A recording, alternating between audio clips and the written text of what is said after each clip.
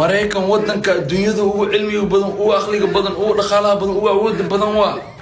waxba kama jiro iiraan ceebeysi hal xabo oo ka jira malaha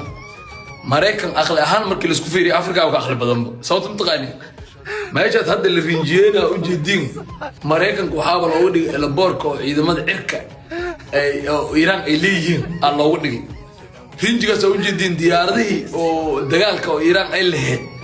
aba loogu dhigay laboorka dagaalka oo diyaaradihii dagaalka ay baabaakiman yihiin oo ka cirabaan inta loogu dhigay dhulka la rinji loogu qoriba aad gantaal kala daali quwaane